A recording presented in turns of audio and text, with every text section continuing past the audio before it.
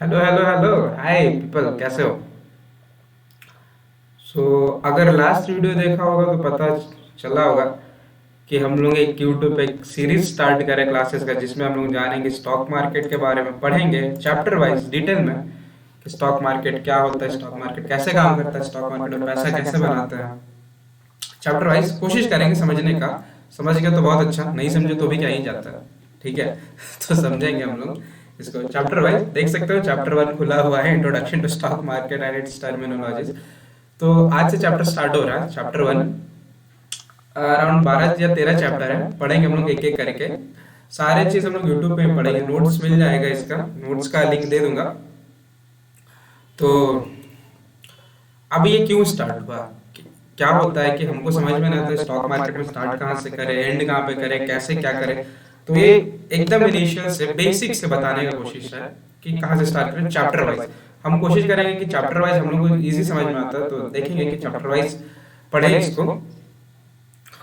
और स्टार्टिंग का 1 2 3 चैप्टर जो होगा थोड़ा थ्योरी होगा, ज्यादा थ्योरेटिकल होगा, तो थोड़ा बोरिंग हो सकता है, तो बेयर करने की कोशिश करना। उसके बाद का चैप्टर, आफ्टर चैप्टर 4 और 5 थोड़ा प्रैक्टिकल आएगा, तो उसमें इंटरेस्टिंग होगा। उसमें हम चार्ट पैटर्न देखेंगे, चार्ट पैटर्न्स के बारे में पढ़ेंगे तो ज्यादा इंटरेस्टिंग होगा, साइकोलॉजी पढ़ेंगे।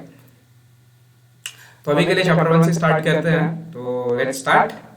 तो chapter one which is all about introduction to stock market and its terminologies. Now here is the quote. The very first thing about market is anything can happen. Like literally, market में क्या है, कुछ भी हो सकता है। हमको नहीं पता हमारा प्रॉफिट होगा हमारा लॉस होगा, पर हम लोग क्या करते हैं, हम क्या करते हैं, अपन उम्मीद करते हैं कि हमारा प्रॉफिट ही हो मार्केट में। पर ऐसा जनरली नहीं होता। मार्केट कभी प्रॉफिट देता है, कभी लॉस देता है, तो मार्केट में कुछ भी हो सकता है, नो प्रॉफिट नो लॉस का सिचुएशन हो सकता है। तो हमको ये मान के चलना है कि एनीथिंग कैन हैपन, मार्केट में कुछ भी हो सकता है। ठीक है, आगे बढ़ते हैं। ना पार्ट ए जो होगा वो बेसिक्स ऑफ स्टॉक मार्केट होगा, और पार्ट बी पार्ट से आई गेस होगा। तो देखते हैं क्या है पार्ट ए में। पार्ट है, हाँ, Y stock market is risky. अब देखो, लोग बोलते हैं कि स्टॉक मार्केट रिस्की, हमारे पेरेंट्स बोलते हैं कि स्टॉक मार्केट रिस्की है। एक कुछ कुछ सवाल है कि क्या हमारे पेरेंट्स ने इन्वेस्ट इन्वेस्ट करा? नहीं, फिर भी बोलते स्टॉक मार्केट रिस्की। क्या उनके पेरेंट्स ने करा? नहीं, फिर भी बोलते स्टॉक मार्केट रिस्की है। तो जब इन्वेस्ट नहीं करा, जब चेक नहीं करा, जब जाना नहीं, तो कैसे बोल सकते कि रिस्की है सुन के? अब सुन के जिन लोगों का लॉस हो उनका सुना, हाँ रिस्की है, ऐसा नहीं होता ना। हो सकता है जिन लोगों ने करा उन लोगों का लॉस हुआ होगा, उन लोगों ने रिस्क मैनेजमेंट फॉलो नहीं करा होगा, क्योंकि रिस्क एंड लाइफ में हर जगह रिस्क है। हमको रिस्क लेना होता है, अपन हर जगह रिस्क लेते हैं, स्कूल्स में, कॉलेज में, पढ़ाई में, कहाँ रिस्क नहीं लेते हैं हम। तो स्टॉक मार्केट में भी थोड़ा सा रिस्क लेके देख सकते हैं ना। अगर चला तो चला, नहीं चला तो प्रैक्टिस करो, फिर चलना तो है, अगर practice makes a man perfect. तो अपन प्रैक्टिस करेंगे, अपन देखेंगे अपन हम लोग लर्निंग के साथ साथ प्रैक्टिस पे भी फोकस करेंगे कि स्टॉक मार्केट अगर एंटर करते हैं तो प्रैक्टिस कैसे करें, शेयर बाय सेल करें, कैसे करें, ट्रेडिंग पे फोकस करेंगे ना। तो स्टॉक मार्केट रिस्की क्यों होता है, देखो, one of the main reason है कि लोग रिस्क मैनेजमेंट नहीं करते, तो इसलिए रिस्की हो जाता है। पर रिस्क मैनेजमेंट करने के बाद भी होता है क्या रिस्की? तो एक चीज है कि अपन जब भी शेयर बाय करते हैं मार्केट में, तो किसी कंपनी का शेयर बाय करते हैं। तो अगर वो कंपनी शेयर, अगर जैसे हम लोग शेयर बाय किए जिस टाइम पे, तो हम लोग क्या होता है, उस शेयर बाय करने के बाद हम लोग उसका पार्शियल ओनर हो जाते हैं, छोटा सा ओनर हो जाता है। तो जब हम लोग ओनर है, तो हम लोग किसी कंपनी का छोटा सा ओनर है, तो सोच कर देखो, अगर कंपनी प्रॉफिटेबल होगा तो हमको हमारा रिटर्न मिलेगा, हम लोग प्रॉफिटेबल होंगे। बट अगर कंपनी लॉस में होगा तो हम लोग को भी लॉस बेयर करना पड़ेगा, क्योंकि हम लोग काइंड ऑफ ओनर है। तो इस वजह से मार्केट भी थोड़ा रिस्क हो जाता है, क्योंकि हो सकता है कि हम लोग लॉस मेकिंग कंपनी में इन्वेस्ट कर दे, हो सकता है हम लोग जिसमें इन्वेस्ट किए वो लॉस मेकिंग। तो इन सब बात का ध्यान रख के इन्वेस्ट करना चाहिए प्रॉफिटेबल कंपनी में, ताकि हमारा भी प्रॉफिट हो। बेसिक रीजन यही है कि हम लोग रिस्की हो जाता है स्टॉक मार्केट, हम लोग समझ नहीं पाते इस चीज को अच्छे से। तो देखते हैं, देखो यहाँ पे भी वही लिखा हुआ है, when you buy a share you are getting a small part of the company or a share of it and hence it is called share market। क्योंकि अपन शेयर लेते हैं कंपनी का, तो इसलिए उसका मार्केट में, तो शेयर मार्केट हो गया कंपनी, उसको शेयर मार्केट बोलते हैं। शेयर लेने के बाद अपन पार्शियल ओनर बन जाते हैं कंपनी का। अब कंपनी का पार्शियल ओनर बन तो गया, अब देखो उसके बाद क्या होता है कि जब भी आप शेयर में इन्वेस्ट करते हैं बिजनेस में, तो लाइक अगर हम कंपनी में इन्वेस्ट करें तो कंपनी में उसका बिजनेस में इन्वेस्ट करते हैं। वॉरेन बफेट का एक कोट है कि do not invest in the company, invest in the business. जो कंपनी जैसा बिजनेस कर रहा है बिजनेस में इन्वेस्ट करो। लाइक अगर अभी आपको इन्वेस्ट करना तो आप इलेक्ट्रिकल व्हीकल में, ईवी में इन्वेस्ट करो, बैटरीज में इन्वेस्ट करो, सोलर पावर्स में इन्वेस्ट करो, तो वो बिजनेस है ना। कंपनी तो कोई भी हो सकता है जो स्टार्ट करे, तो इन्वेस्ट इन द बिजनेस। तो अपन उस बिजनेस में इन्वेस्ट करते हैं, और अगर बिजनेस गुड अच्छा नहीं चलता है तो हम लोग को भी लॉस बेयर करना पड़ता है कंपनी के साथ, क्योंकि हम लोग एक पार्शियल ओनर बन जाते हैं। अब स्टॉक मार्केट में छोटा से लेके बड़ा कंपनी है, पर अपने को कोशिश करना है कि बड़ा कंपनी में, लार्ज कैप में इन्वेस्ट करना है, जो ऑलरेडी स्टेबल कंपनी है, रिलायंस, टाटा, बिरला, इन सब कंपनी में इन्वेस्ट करना है, क्योंकि ईयर टू ईयर ग्रोथ भी अच्छा है इन लोगों का। ठीक है, अब वही सेम चीज है यहाँ पे, when you invest in them you become partial owner, and if the company suffers a loss you suffer a loss, and when the company earns a profit you earn a profit। और क्या होता है कि market, देखो market ऐसा नहीं कि market आपको, मार्केट में इन्वेस्ट करो तो आपको रिटर्न्स देगा, आपको इंटरेस्ट देगा, वैसा नहीं होता। मार्केट आपको प्रॉफिट देता है एज ए डिविडेंड के रूप में। हो सकता है आपका शेयर्स में इन्वेस्ट करो, उसका शेयर का प्राइस बढ़ गया क्योंकि अच्छे लोगों ने इन्वेस्ट करा उसमें, तो इस वजह से इंटरेस्ट नहीं देता है, वो प्रॉफिट देता है, डिविडेंड देता है। ठीक है, अब सही बोलता है कुछ कुछ लोग कि सही है मार्केट रिस्की है, बहुत ज्यादा रिस्की है, पर ये भी सच है कि मार्केट एक अच्छा रिटर्न देता है। देखो एक अच्छा रिटर्न देता है, तो अगर रिस्की है तो हमको हमारा रिस्क मैनेज करके चलना है ना। हमको कोशिश करना है कि हमारा रिस्क मैनेज रहे, हमारा रिस्क सही रहे। छोटा रिस्क पे बड़ा प्रॉफिट का चांसेस हमको लेना होगा। अब वो कैसे लेंगे ये हम पढ़ेंगे आगे कि छोटा रिस्क पे बड़ा प्रॉफिट कैसे लेंगे। Risk management I guess chapter 7 है रिस्क मैनेजमेंट का, तो उसमें पढ़ेंगे। Now introduction to stock market. अब यहाँ जानेंगे कि स्टॉक मार्केट का बेसिक्स क्या क्या है। ठीक है, तो अब स्टॉक मार्केट क्या है, देखो स्टॉक मार्केट बेसिकली एक एक्सचेंज है, एक प्लेस है, वर्चुअल बोलो फिजिकल प्लेस बोलो, एक प्लेस है जहाँ पे सिक्योरिटीज और स्टॉक्स का बाइंग और सेलिंग होता है, जो करते हैं इन्वेस्टर्स, ट्रेडर्स। ठीक है, लोग सिक्योरिटी एक वाइडर टर्म है, उसके बाद स्टॉक आता है, उसके बाद शेयर्स आता है। सिक्योरिटी में सब कुछ इंक्लूड होता है, बॉन्ड्स, डिबेंचर, स्टॉक्स में भी होता है, एंड देन शेयर्स में पर्टिकुलर शेयर्स दो तरह का होता है, इक्विटी शेयर कैपिटल और प्रेफरेंस शेयर। प्रेफरेंस शेयर अलग होता है, प्रेफरेंस शेयर में ट्रेडिंग नहीं होता, इक्विटी शेयर में ट्रेडिंग होता है। ठीक है, प्रेफरेंस शेयर होता है काइंड ऑफ बोल सकते हैं, not exactly but kind of a loan, जिसपे आपको इंटरेस्ट मिलता है। इंटरेस्ट भी नहीं बोलो तो डिविडेंड मिलता है, फिक्स रेट ऑफ डिविडेंड मिलता है। ठीक है, पर इक्विटी पे नहीं होता। लेकिन हाँ, प्रेफरेंस शेयर वालों को वोट करने का चांस नहीं रहता, इक्विटी शेयर वालों को वोट करने का रहता है। तो सेम लिखा हुआ है कि market is aggregation of sellers and buyers who came together on a platform of for exchange of securities or stock which includes shares, debentures, bonds, mutual fund, ETF, NFT। ETF होता है exchange traded fund, इसके बारे में आगे जानेंगे हम लोग। और NFT तो अभी चला ही आ रहा है, नॉन फंजिबल टोकन, जानेंगे इसके बारे में। बेसिकली अभी स्टॉक मार्केट में नहीं है, ये वर्चुअली है, पर ये भी एक अच्छा इन्वेस्टमेंट हो सकता है for mainly profit which also enables right of ownership. Equity shares right of ownership देता है, प्रेफरेंस शेयर नहीं देता। तो मार्केट में जो भी ट्रेडिंग होता है इक्विटी शेयर्स पे होता है। Claims on business profits. Now how does market works. अब देखो मार्केट कैसे वर्क करता है, यहाँ पे एक चीज बताते हैं कि लोग बोलते हैं कि मार्केट जो है खुलता है 9:15 में और बंद होता है 3:30 में, पर ऐसा होता है क्या? ऐसा नहीं होता। मार्केट जो प्लेटफॉर्म हम लोगों को प्रोवाइड किया गया है इंडियन स्टॉक मार्केट में, वो स्टार्ट होता है 9:15 में और क्लोजिंग होता है 3:30 में। पर मार्केट ओवर द डे और नाइट हमेशा खुला हुआ रहता है। हो सके इंडियन मार्केट नहीं खुला हुआ, पर हो सकता है कि यूएसए का मार्केट खुला हुआ है, न्यूयॉर्क का मार्केट खुला, फॉरेन मार्केट्स खुला रहता है। मार्केट हमेशा खुला था, तभी तो मार्केट पे ग्लोबल न्यूज का इफेक्ट पड़ता है। सोच कर देखो अभी जो रशिया यूक्रेन का वॉर का जो सीन है, उस पे इंडियन स्टॉक मार्केट पे क्यों असर हो रहा है? जैसे ही पुतिन डिक्लेयर किया कि वॉर यूक्रेन पे, निफ्टी 400 पॉइंट गैप डाउन हो गया, 400 पॉइंट नीचे गिरी है। क्यों? क्योंकि मार्केट हमेशा खुला हुआ है, मार्केट ओवरनाइट खुला, दिन रात खुला, पर प्लेटफॉर्म खुलता 9:15 में 3:30 में। इस बात को समझो, तभी रात का जो न्यूज का फ्लो दिखता है, रात में जो भी न्यूज फ्लो होता है उसका असर नेक्स्ट डे मार्केट पे दिखता है 9:15 में जब मार्केट खुलता है। तो अब देखते हैं हम stock market works through platform called exchange, stock exchange, जिसको है NSE national stock exchange, Bombay stock exchange. Now अब इंडियन स्टॉक मार्केट में लोगों को लगता है कि दो ही स्टॉक एक्सचेंज है, एनएससी और बीएससी, पर ऐसा नहीं है। इंडिया में अराउंड 20 से 25 स्टॉक एक्सचेंज है स्टेट वाइज, पर ओवर द जैसे नेशनल ट्रेडिंग टर्मिनल है, नेशन वाइड ट्रेडिंग टर्मिनल, जिसमें आप कहीं से भी रह के इन दो एक्सचेंज से ट्रेडिंग कर सकते हो, एनएससी और बीएससी के थ्रू। बाकी सारे स्टॉक एक्सचेंज के थ्रू नहीं कर सकते। बाकी सारे स्टॉक एक्सचेंज के थ्रू आपको जाके करना पड़ेगा, वहां से खरीदना पड़ेगा। एक एग्जांपल है Kolkata stock exchange and Patna stock exchange भी है, शायद पटना के बारे में श्योर नहीं, पर कोलकाता है।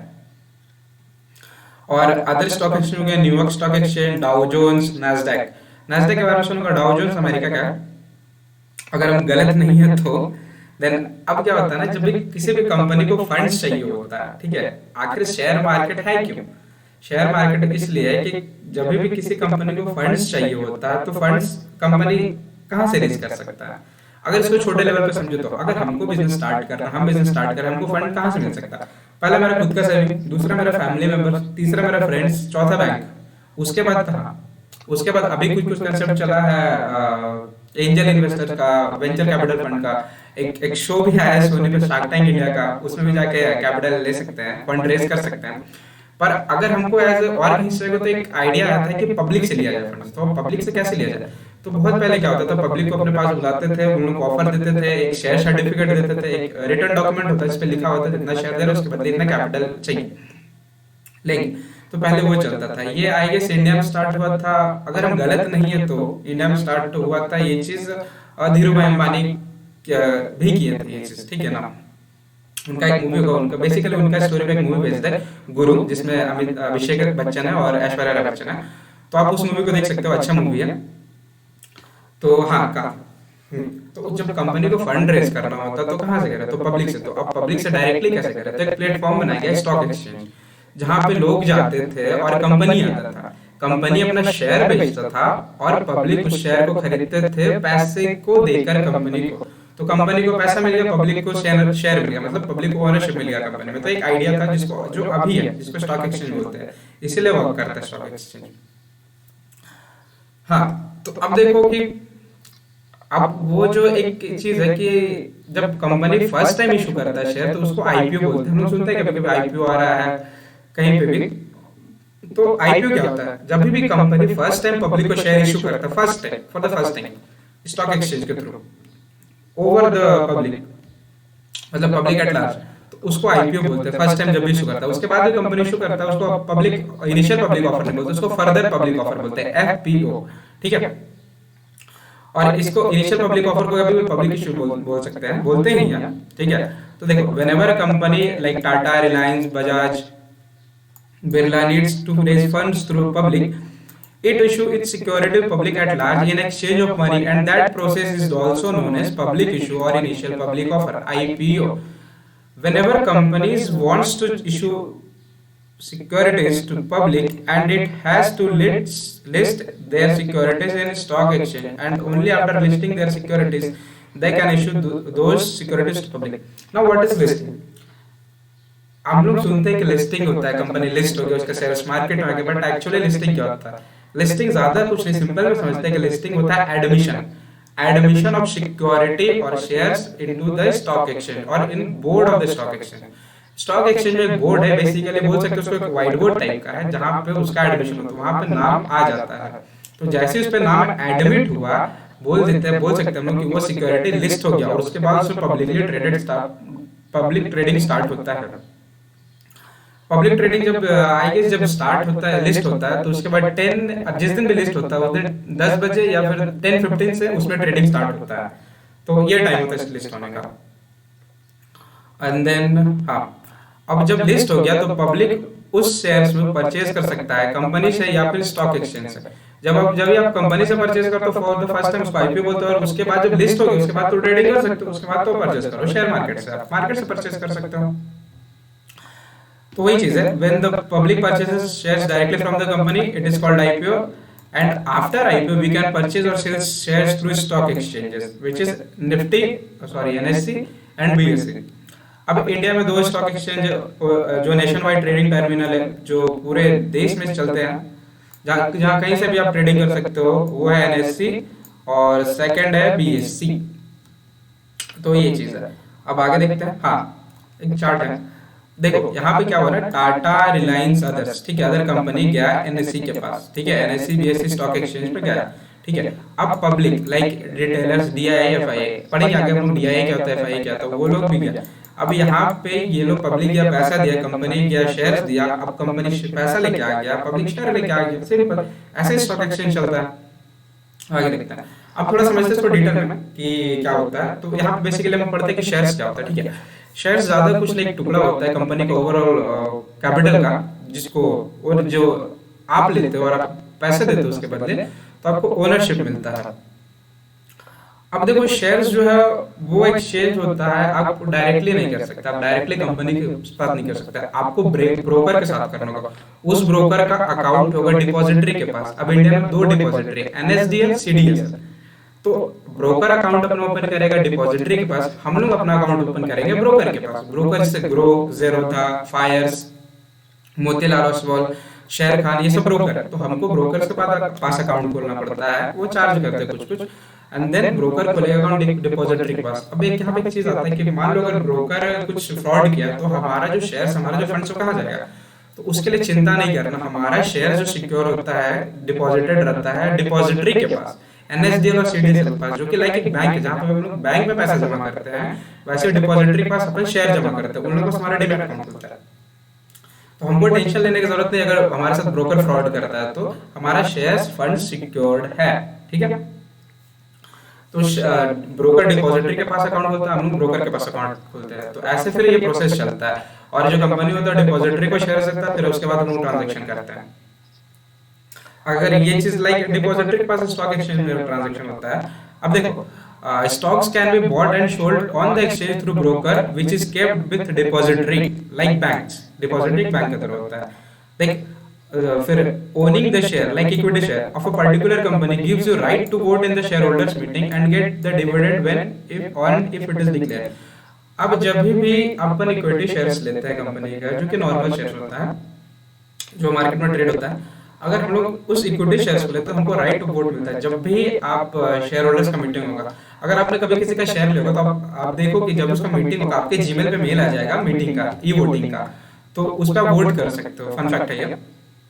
और हमको डिविडेंड मिलता है अगर डिविडेंड डिक्लेयर होता है। तो इंडिया में अभी I guess most declare dividend वाले स्टॉक्स है वो एक ITC है, ONGC है, हिंदुस्तान पेट्रोलियम है, ये कुछ कुछ है जहाँ पे आपको डिविडेंड मिलता है। डिविडेंड से ही पैसा बन जाता है बहुत ज्यादा, अगर आप ज्यादा हेवी अमाउंट में शेयर्स रहे तो।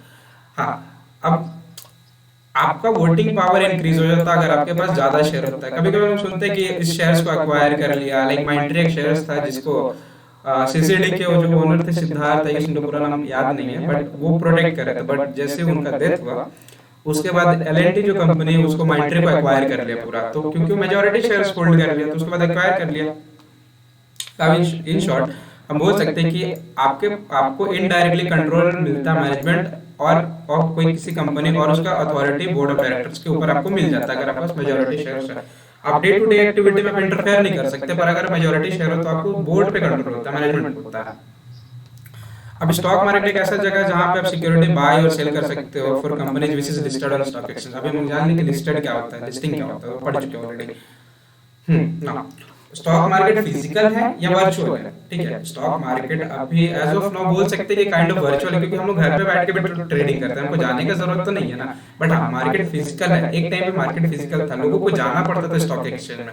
अगर किसी ने हर्षद मेहता देखा होगा तो वहां पे देखा होगा कि वहां पे हर्षद भाई जाते हैं, ट्रेडिंग करते हैं, अकाउंट खोलते हैं ब्रोकर के पास, तो वहां पे जाकर करते हैं, वो बोली लगाते हैं। पर अभी क्या, अभी वैसे जरूरत नहीं है, अभी हम लोग घर बैठे कर सकते हैं। तो नाउ अभी वर्चुअल है, डिजिटल है, पर पहले फिजिकल था, ठीक है। पर हाँ, जो मार्केट है NSE बेस उसका हेडक्वार्टर्स है वो मुंबई में है, वहां पे भी वहां से होता है operating.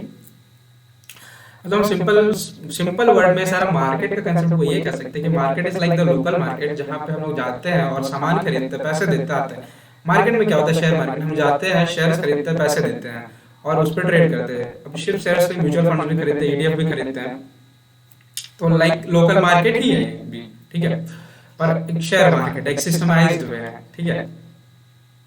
Now sometimes stock market is also called equity market, क्यों? क्योंकि स्टॉक मार्केट में बोल सकते हैं, नॉर्मली जनरली बोलने के लिए बोलते हैं कि इक्विटी होता है, लेकिन स्टॉक मार्केट में सिर्फ इक्विटी या शेयर्स ट्रेड नहीं होता, डिबेंचर्स भी होता है, बॉन्ड्स भी होता है, फिर से मनी मार्केट तो नहीं बोलेंगे, मनी मार्केट अलग हो जाता है फिर, तो शेयर्स भी होता है, प्रेफरेंस शेयर्स भी होता है, एसएमई एक्सचेंज होता है, तो ये सब चीजें।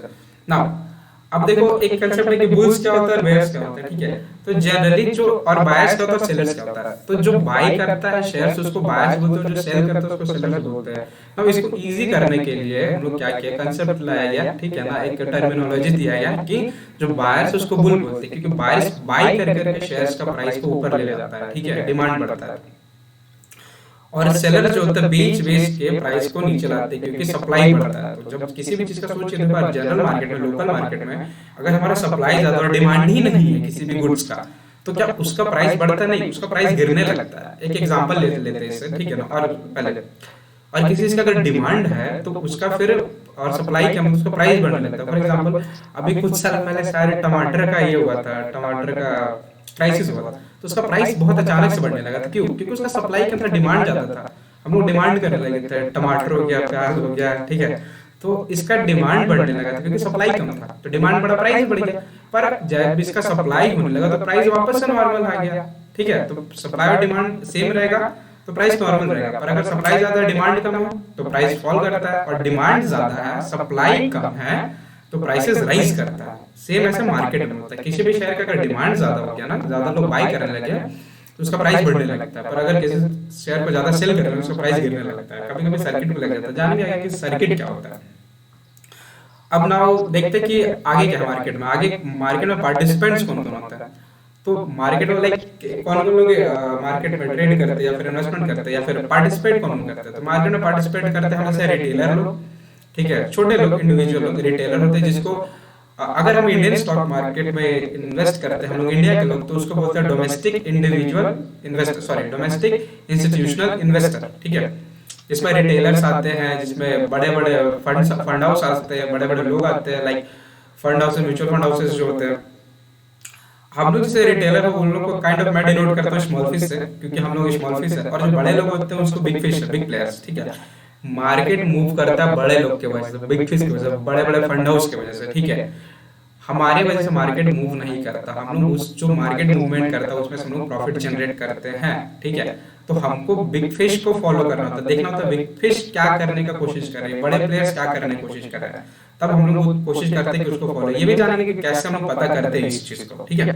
आगे बढ़ेंगे ना। बहुत सारे बड़े बड़े कंपनीज है जो कि स्टॉक एक्सचेंज में लिस्टेड है, एचडीएफसी हो गया, रिलायंस हो गया, टाटा हो गया, बिरला हो गया। टाटा की अराउंड 10 से 12 कंपनी, बिरला का 3 या 4 कंपनी है, रिलायंस का भी है। अब देखो मार्केट में सिर्फ स्टॉक ही नहीं, bonds, derivatives, future and options भी ट्रेड होते हैं स्टॉक एक्सचेंज में। स्मॉल इन्वेस्टर को अपन रिटेलर बोलते हैं, और लार्ज इन्वेस्टर को हाई नेट वर्थ इन्वेस्टर्स बोलते हैं। बड़े बड़े इन्वेस्टर, बहुत पैसा उनके पास।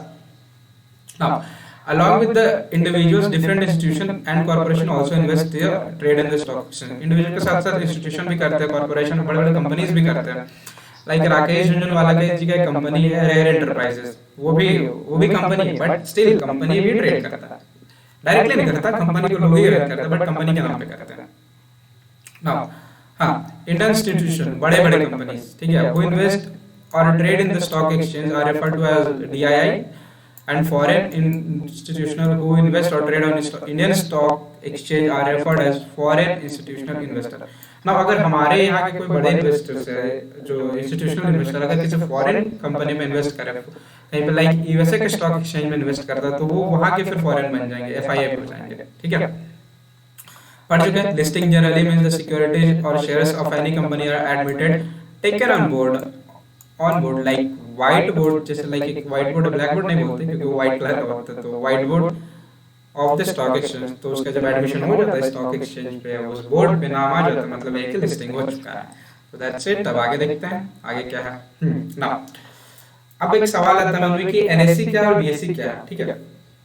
सुनते हैं हम लोग, बहुत लोगों को कंफ्यूजन होता है एनएससी क्या है, बीएससी क्या है, सेंसेक्स क्या है, निफ्टी क्या है।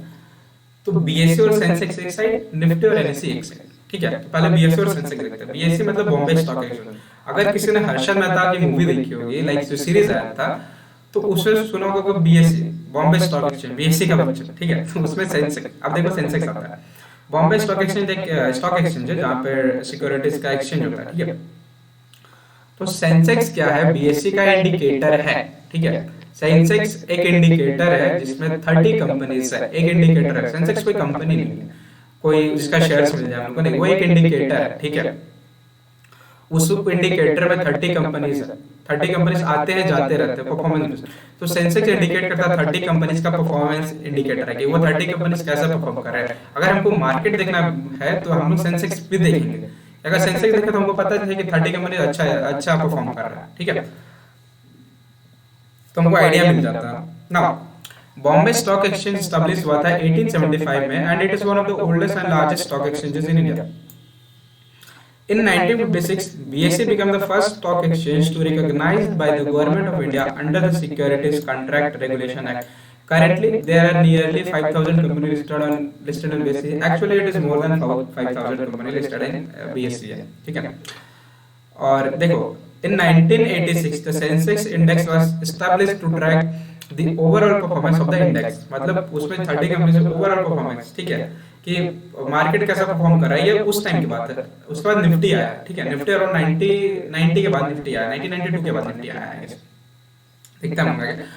तो ये हो गया सेंसेक्स की बात। आप जानते हैं सेंसेक्स और बेसिक बात, आप जानते हैं दूसरा साइड जो एनएससी और निफ्टी, ठीक है। अब देखो एनएससी क्या, नेशनल स्टॉक एक्सचेंज, ठीक है। अब निफ्टी 50 एनएससी का इंडिकेटर है, लाइक निफ्टी 50 50 स्टॉक है जो बाय द टाइम फिक्स नहीं है, चेंज होता है, जैसे जैसा परफॉर्मेंस वैसे वैसे चेंज होते जाता है। तो ये एग्जांपल इसका, जब निफ्टी 50 पहले यस बैंक था, ठीक है, यस बैंक था, फिर यस बैंक में थोड़ा यस बैंक में लॉसेस हुआ, शेयर प्राइस गिरा, तो यस बैंक को निफ्टी 50 से निकाल दिया गया और उसके बाद उसकी जगह लाया गया एयू स्मॉल फाइनेंस बैंक और बंधन बैंक को एडमिट किया गया उसमें। अब उस वो सब भी उस 50 कंपनी से बेस्ड है। उसके बाद पता चलता है कि कैसा है, आई गेस निफ्टी 50 या बैंक निफ्टी में ये चीज हुआ था शायद, ठीक है। तो Nifty 50 is the key index of NSE which is used to track the overall performance of the 50 companies listed on stock exchange. अच्छा companies है ये 50 Nifty 50। Then an stock exchange NSE was established in 1992। ये 1992 में आया था। NSE Mumbai में located है and it is the 11th largest exchange in the world by market capitalization। NSE कोई कंपनी नहीं, ये भी एक परफॉर्मेंस इंडिकेटर, सॉरी Nifty 50 कोई कंपनी नहीं है, ये भी एक परफॉर्मेंस इंडिकेटर है। Now NSE is number 1 derivative exchange in the world by 2020। Derivative future and options, future में ट्रेड करते हैं हम लोग एंड ऑप्शंस में, अब पढ़ेंगे हम लोग आगे फ्यूचर एंड ऑप्शंस क्या होता है। Currently there are more than 1600 companies listed in NSE, ठीक है। तो अभी निफ्टी में अराउंड 1600 प्लस कंपनीज लिस्टेड है जिसमें हम ट्रेड कर सकते हैं। सेबी, अब सोच के देखो, जब भी मार्केट आया लोग ट्रेड करने लगे, तो लोगों को इंटरेस्ट को प्रोटेक्ट करने के लिए कुछ तो होना चाहिए ना। तो वहां पे सेबी आया, सेबी को फॉर्म किया गया, ठीक है, कि रेगुलेट करने के लिए इंडियन स्टॉक मार्केट। अब यहाँ पे एक चीज है कि लोग अभी क्रिप्टो में इन्वेस्ट करते हैं, बट द थिंग इज कि क्रिप्टो मार्केट अभी रेगुलेटेड नहीं है। वहां पे एक ट्वीट से कुछ भी हो जाता है, पर इंडियन स्टॉक मार्केट में ऐसा नहीं है। इंडियन स्टॉक मार्केट रेगुलेटेड है। अगर कोई इसको मैनिपुलेट करने की कोशिश करता है तो सेबी उस पे चार्जेस अप्लाई कर सकता है, सेबी इसको बैन कर सकता है। अभी रिसेंटली सेबी अनिल अंबानी को बैन किया है स्टॉक एक्सचेंज से, स्टॉक मार्केट से 3 महीने के लिए फॉर सम रीजन। तो देखते हैं आगे। SEBI Securities and Exchange Board of India is the statutory body and the regulator which regulates the security markets in India.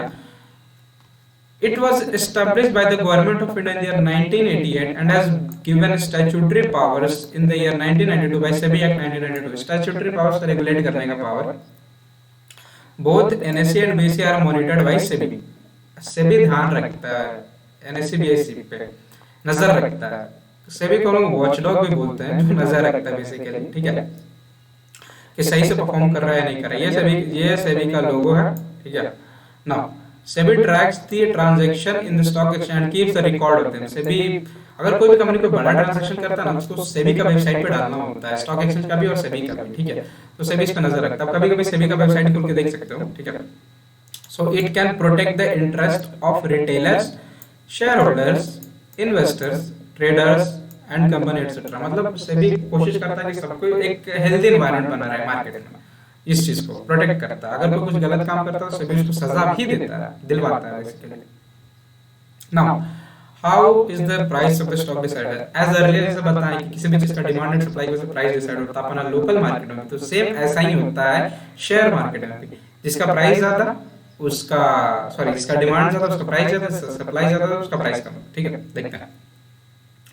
The price of the stock is decided based on the demand and supply. There are two types of people in the market. One who buys is referred as buyers, and the other which sells is referred as sellers. ठीक है। Now, a potential buyer bids a specific price per stock. एक potential buyer एक price पे bid करता है, बोली लगाता है, और एक potential seller एक बोली मांगता है। ठीक है, कि इस प्राइस पे बोलो हम सेल करना चाहते हैं। ठीक है ना, कि हम इस पे सेल करेंगे, और बायर बोलता है हम इस पे लेंगे। ठीक है।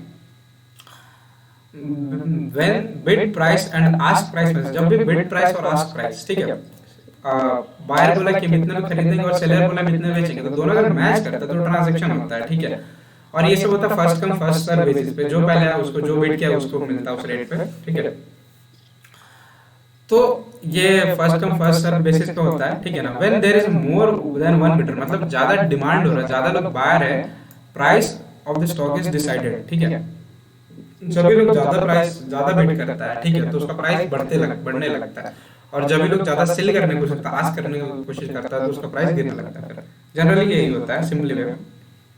ठीक है, देखते हैं। If the number of buyers is greater than the number of sellers, the price of the stock increases as the sellers tend to sell costlier.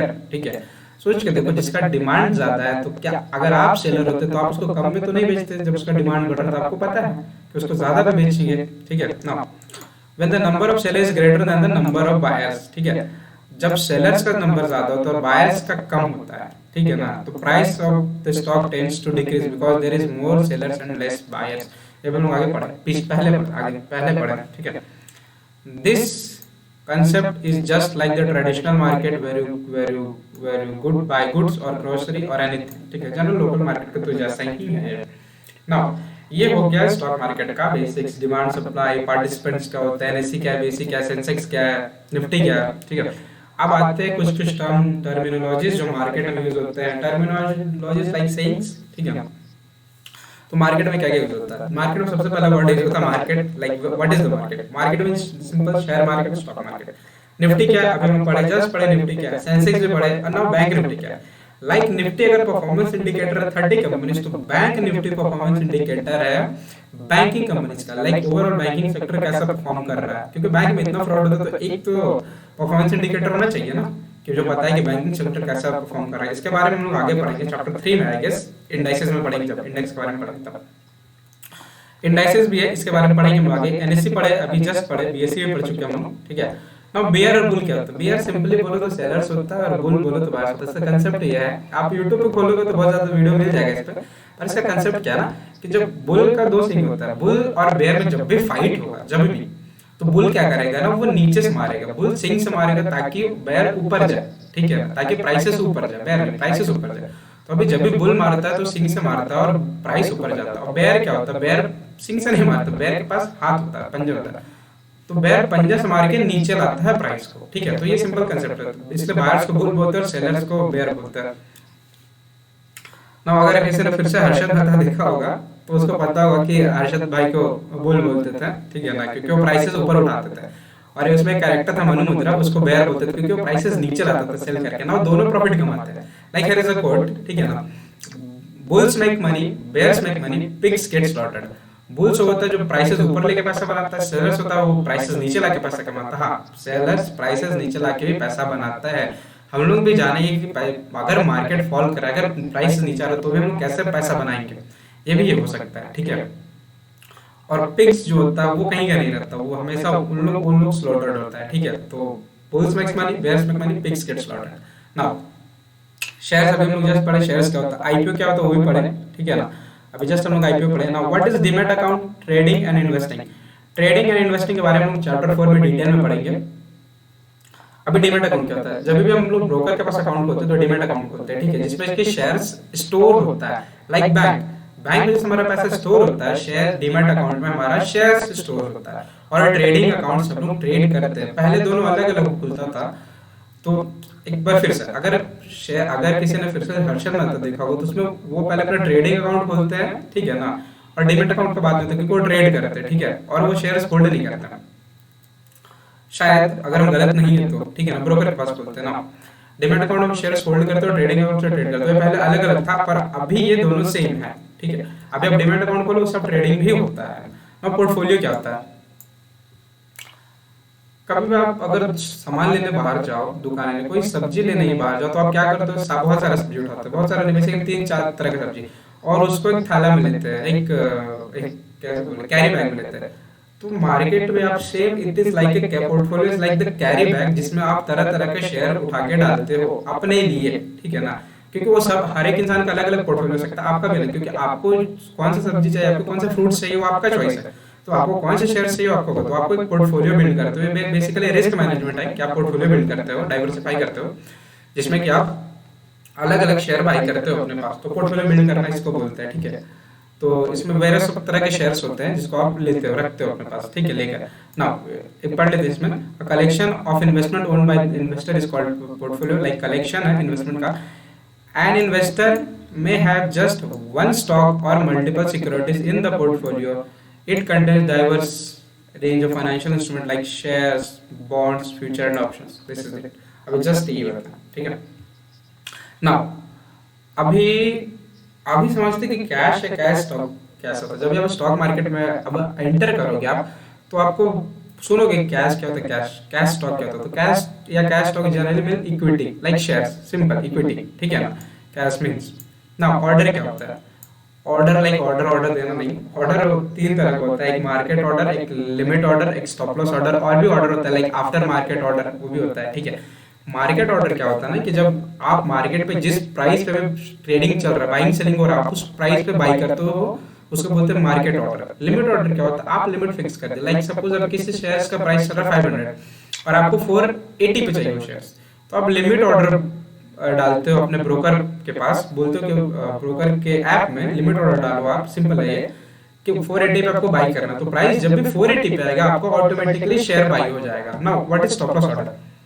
Stop loss order एक बेस्ट तरीका है रिस्क मैनेजमेंट का। Stop loss क्या होता है ना, कि जब भी मान लो आप बिजी हो, काम कर रहे हो, ठीक है, पर हो सकता है मार्केट अनसर्टेन है, मार्केट में कभी कुछ हो सकता है, आप दिन भर तो स्क्रीन देख नहीं सकते, तो आप स्टॉप लॉस ऑर्डर लगाते हो। देखो क्या होता है, आप 500 पे शेयर बाई किए, ठीक है, आपको प्रॉफिट जनरेट कर, आपको आइडिया है कि वो 550 तक जाएगा शेयर्स, पर हो सकता है कि आपको रिस्क भी तो बड़ा है ना, तो आप सोच सकते हो कि आपको होगा कहीं ना कहीं कि अगर ये शेयर 490 पे गया तो हम इससे एग्जिट कर जाएंगे माइंड में, पर उसको सिस्टम में कैसे डाले, उसको ऐप में कैसे डाले, उसको कंप्यूटर या फिर फोन में कैसे डाले। तो एक स्टॉप लॉस एक ऑप्शन देता है ब्रोकर, जहां पे आप स्टॉप लॉस ऑर्डर लगाते हो, लाइक आप 490 पे exit stop loss order sell order डालते हो अगर बाई किए तो, और वहां पे जैसे प्राइस 490 पे आएगा ऑटोमेटिकली आपका शेयर बिक जाएगा। आप चेक करते रहो, मत करो, आपका फोन देखो मत देखो, बस आपको स्टॉप लॉस ऑर्डर डाल के छोड़ देना है, ठीक है। ये होता है stop loss order, one of the best thing है, ठीक है ना। नाउ व्हाट इज डिलीवरी, यहाँ पे वही छूटा हुआ है, हाँ डिलीवरी, ठीक है।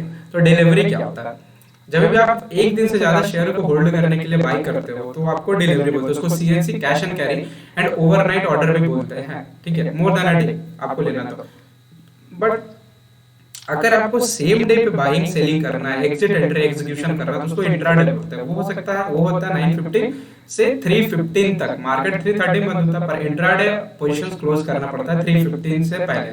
3:15 में ऑटो स्क्वायर ऑफ हो जाता है वो। Now what is long position by और शॉर्ट पोजीशन। लॉन्ग पोजीशन होता है जब हम लोग कम प्राइस पे शेयर्स को बाई करते हैं और हाई पे बेचते हैं, उसको लॉन्ग पोजीशन बोलते हैं ना। इसका जस्ट अपोजिट होता है शॉर्ट पोजीशन। लाइक देखो इन्वेस्टर्स जो होते हैं ना, वो इन्वेस्टर जो होते हैं वो लॉन्ग पोजीशंस पे ट्रेड करते हैं, लॉन्ग पोजीशन इन्वेस्ट करते हैं, कम पे बाई करते हैं, हाई पे बेचते हैं, ठीक है। बट जो ट्रेडर होते हैं वो दोनों करते हैं, ठीक है।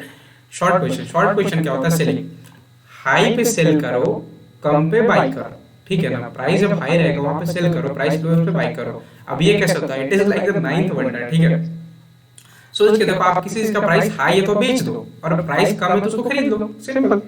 पर ये स्टॉक मार्केट में होता है, ठीक है ना। तो जब भी मार्केट फॉल करता है तो हमको चिंता नहीं करना है, ट्रेडर्स को फिक्र ज्यादा नहीं होता, क्योंकि मार्केट ऊपर जाएगा तो भी प्रॉफिट बुक करेंगे, मार्केट नीचे जाएगा तो भी प्रॉफिट बुक करेंगे, ठीक है। इवन जब मार्केट कहीं नहीं जाता, स्टेबल रहता, तो भी प्रॉफिट बुक करते हैं, बट वो डेरिवेटिव में ट्रेडिंग होता है एज ऑफ नाउ, मेरे नॉलेज के हिसाब से, ठीक है ना। तो ये चीज़ है, इसके बारे में हम आगे पढ़ेंगे शॉर्ट सेल क्या होता है, ठीक है, बड़ा इंटरेस्टिंग चीज़ है। नाउ स्टॉप लॉस जस्ट ही पढ़े, automatic risk management system stop loss. और सर्किट क्या होता है? सर्किट दो तरह का होता है, एक upper circuit lower circuit. Upper circuit तब लगता है स्टॉक में जब कोई सेलर में सिर्फ बायर हो तो स्टॉक में सर्किट लग के ऊपर जाता है। और लोअर सर्किट क्या होता है? जब भी कोई बायर हो, सिर्फ सेलर हो, ठीक है ना, तो सिर्फ सेलर होगा तो सर प्राइस नीचे गिरेगा तो सर्किट लग जाता है, कोई खरीदने वाले नहीं तो प्राइस नीचे फॉल करता है सर्किट लग के। नाउ फ्यूचर एंड ऑप्शंस क्या होता है इसके बारे में आगे पढ़ेंगे हम डेरिवेटिव्स में। बाय सेल क्या होता है, जस्ट पढ़ेंगे। एक्सपायरी क्या होता है? एक्सपायरी कॉन्ट्रैक्ट होता है, expiry is date of expiry date of contract. ये होता है डेरिवेटिव्स में या फिर फ्यूचर एंड ऑप्शंस में। डेरिवेटिव में होता है एक्सपायरी डेट, एक एक्सपायरी होता है वीकली एक्सपायरी, मंथली एक्सपायरी, उस टाइम पे कॉन्ट्रैक्ट का डेट एंड होता है। वीकली एक्सपायरी का डेट होता है, डेट नहीं तो वीकली एक्सपायरी का डेट होता है थर्सडे को हर एफएनओ कॉन्ट्रैक्ट्स, हर नहीं options, I know that options का एक्सपायरी होता है एक कॉन्ट्रैक्ट का वीकली एक्सपायरी, ऑप्शंस में ट्रेड करते हो। What is crash, market fall, correction, इसके बारे में हम आगे पढ़ेंगे। क्रैश क्या होता है, करेक्शन क्या होता है, मार्केट फॉल क्या होता है। लोग बोलते हैं मार्केट क्रैश क्या, मार्केट क्रैश क्या, बट एक्चुअली क्रैश का क्या क्राइटेरिया होता है, ठीक है, आगे पढ़ेंगे हम। Now what is trend, trend वो होता है जिस डायरेक्शन मार्केट मूव करे, हो सकता है अप ट्रेंड हो सकता है डाउन ट्रेंड हो, जिसमें स्लाइटली नीचे जाते रहता है, अप ट्रेंड ऊपर जाते रहता है। नाउ आफ्टर कोविड का फॉल के बाद मार्केट एक अप ट्रेंड पकड़ा, मार्केट लगातार 10 से 11 महीने अप ट्रेंड हुआ। अभी एज ऑफ नाउ रिकॉर्डिंग कर रहे हैं जिस टाइम पे, उस टाइम पे मार्केट थोड़ा डाउन ट्रेंड में है, छोटा सा डाउन ट्रेंड में, स्मॉल या फिर बोल सकते हो डिक्लाइन में अभी, ठीक है। नाउ जिस डायरेक्शन मार्केट मूव करे उसको ट्रेंड बोलते हैं, up trend, down trend, sideways trend, ठीक है, जिसमें मार्केट कहीं नहीं जाता, साइड में रहता है, ठीक है ना। Now I guess this was the end. So now अब समझ कर दे इसको जो भी पढ़े, ठीक है ना। तो अभी पढ़े अपन स्टॉक मार्केट रिस्की क्यों है, स्टॉक मार्केट क्या है, कैसे काम करता है, शेयर्स का पढ़े, ठीक है, मार्केट पार्टिसिपेंट क्या होता है वो पढ़े, then history of NSN basis, then SEBI क्या होता है, फिर how stock prices are decided, and then terminologies हम लोग ये पढ़े अभी तक। तो आई गेस इस चैप्टर में इतना ही था। इसके बाद हम लोग चैप्टर 2 पढ़ेंगे। Chapter 2 is all about sectors in stock market, stock market में क्या क्या सेक्टर्स होते हैं उसके बारे में जानेंगे हम लोग। और अभी के लिए इस चैप्टर को यहीं पे एंड करते हैं, चैप्टर भी खत्म हो चुका है, इस वीडियो को यहीं पे एंड करते हैं। आगे अपलोड करेंगे जल्दी, और आपको इन्फॉर्मेशन मिल जाएगा ना। नोट्स कहाँ से मिलेगा, नोट्स का लिंक मैं डिस्क्रिप्शन में इंस्टाग्राम का दे दूंगा, वहाँ पे आपको इंस्टाग्राम का पेज का लिंक मिल जाएगा, वहाँ पे जाके लिंक होगा, उस पर क्लिक करोगे तो वहाँ से आपको पीडीएफ नोट्स मिल जाएगा ड्राइव पे, तो आप डाउनलोड कर सकते हो वहाँ से नोट्स। ये सारे का फ्री है सारे, और सारे लेक्चर्स यूट्यूब पे ही आएंगे। Now thank you. और ये इंस्टाग्राम और यूट्यूब ही यही चैनल नेम है, आई एम आनंद, पेज का नाम भी यही होगा। तो थैंक यू सो मच, मिलते हैं नेक्स्ट पार्ट में, नेक्स्ट लेक्चर में। अभी के लिए bye bye, take care, just take care, bye.